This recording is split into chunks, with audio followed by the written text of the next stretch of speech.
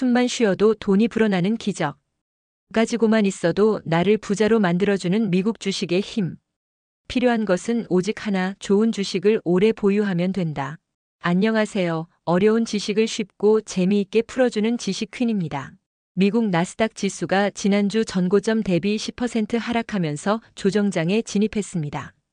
10% 이상 하락하면 조정장, 20% 이상 하락하면 약세장이라고 하는데 S&P 500 지수는 6% 하락해서 아직 본격적인 조정은 아니지만 나스닥 기준으로는 조정장에 진입한 모습입니다. 오늘은 미국 증시가 얼마나 더 하락할 것인지 예상해보고 우리가 앞으로 어떻게 대응해야 하는지 전망해 보겠습니다. 첫째, 나스닥은 얼마나 하락했나? 다소 충격적인 사실은 나스닥이 201선을 뚫고 아래로 내려갔다는 사실입니다. 주식에서 201선은 지난 200일 동안의 주가 평균을 연결하여 형성된 선으로 주식시장의 장기적인 흐름을 분석하는 데 중요한 역할을 합니다. 이 선은 장기적인 추세를 파악하는 데 사용되는데 일반적으로 주가가 201선 위에 있으면 상승 추세로, 아래에 있으면 하락 추세로 간주합니다.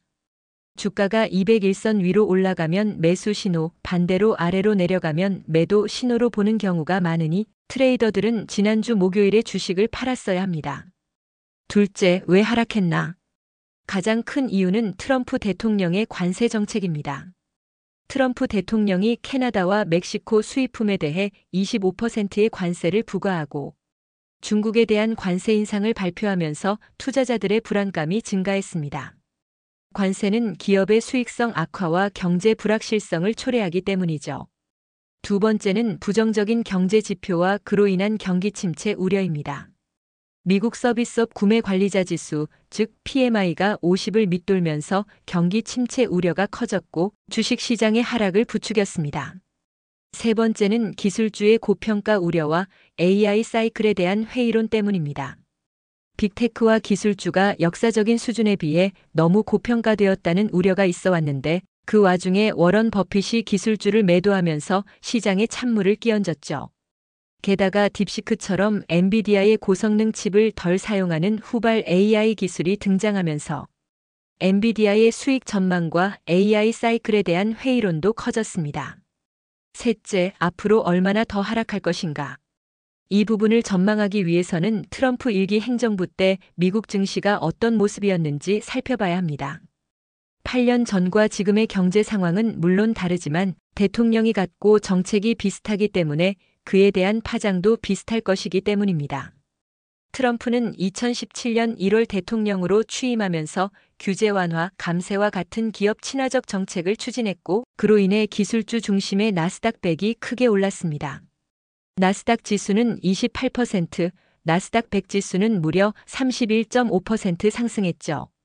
문제는 취임 2년 차인 2018년이었습니다.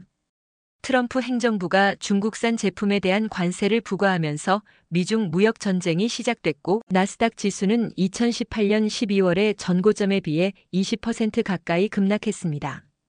미중 무역 전쟁이 직접적인 트리거였지만 하락 이유는 또 있었습니다. 그때는 미국 연준이 4번이나 금리를 인상하면서 성장주의 밸류에이션을 압박한 것도 중요한 원인이었습니다. 그래도 6개월 뒤인 2019년 7월에는 나스닥이 전고점을 회복했고 2019년 말에는 사상 최고가를 기록했습니다. 전고점에 비해 10%, 연중 최저점에 비해서는 35%나 올랐습니다. 2020년에는 그 유명한 코로나 위기가 발생했습니다. 나스닥 지수는 2월에서 3월 사이에 30%가 떨어지면서 사실상 증시가 붕괴했습니다. 하지만 이후 연준이 대규모 양적 완화와 제로금리 정책을 실시하면서 빠르게 반등했고 나스닥은 사상 최대의 수익률을 기록했습니다. 1월 2일 시작 가격과 12월 31일 종가를 비교한 YOY 수익률은 무려 47%였습니다.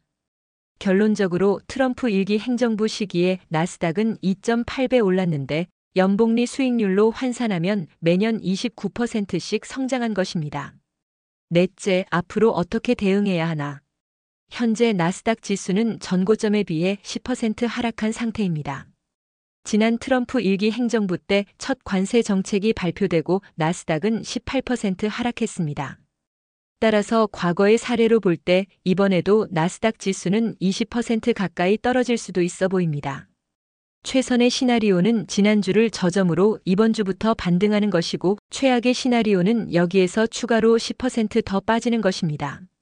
하지만 제 개인적인 생각으로는 최선의 시나리오와 최악의 시나리오 중간에서 하락이 마무리될 것 같고, 따라서 지금 반등하더라도 추가적으로 하락할 수 있는 여지에 대비해야 할 것으로 보입니다. 그렇다면 우리는 어떻게 대응해야 할까요?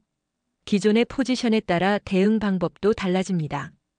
우선 기존에 보유한 주식은 홀딩할 것을 권합니다. 이미 10% 떨어졌는데 앞으로 추가로 떨어지는 룸은 10%보다 더 적을 것으로 생각되기 때문입니다. 더 떨어질까봐 주식을 팔았는데 만약에 조정이 생각보다 빠르게 마무리된다면 반등하는 주식에 올라타지 못하고 손실을 확정지어야 합니다. 경험적으로 손절은 조정 초반에 해야 하고 중반이 넘어가면 차라리 기다리는 것이 낫습니다. 물론 이것은 빅테크나 우량주, 지수 ETF를 보유한 분들에 해당되는 이야기입니다.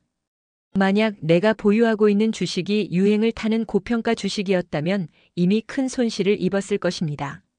이런 주식들은 언제 회복될지 알 수가 없으니 무작정 기다리는 건 좋은 방법이 아닐 수도 있습니다. 다만 내가 보유한 주식이 지수 레버리지 ETF라면 다 팔아버리기보다는 지수가 추가로 하락할 때마다 조금씩 추가 매수하는 편이 나을 것으로 보입니다. 앞에서 말씀드렸다시피 8년 전에 트럼프가 첫 관세를 부과했을 때 나스닥 지수는 20% 가까이 급락했습니다. 하지만 6개월 뒤에는 저점에서부터 35%나 올랐습니다. 이번 조정이 얼마나 빨리 마무리될지는 모르겠지만 관세 충격이 소화되고 사람들이 새로운 정책에 익숙해지면 주식은 다시 오를 것입니다. 게다가 트럼프 1기 행정부 시기는 금리 인상기였고 지금은 금리 인하기입니다.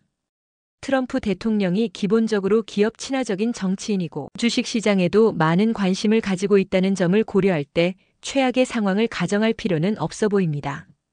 트럼프 1기 때에도 증시 참가자들은 살얼음판을 걷는 것처럼 불안감을 느끼면서 투자했습니다. 하지만 트럼프가 집권한 4년 동안 나스닥은 매년 29%씩 올랐다는 점을 기억해야 합니다. 네, 오늘은 미국 증시가 얼마나 더 하락할 것인지 예상해보고 우리가 앞으로 어떻게 대응해야 하는지 전망해 보았습니다. 지금까지 들으신 내용이 도움이 되셨다면 구독 버튼 꼭 눌러주세요. 여러분의 작은 관심이 좋은 영상을 만드는데 큰 힘이 됩니다.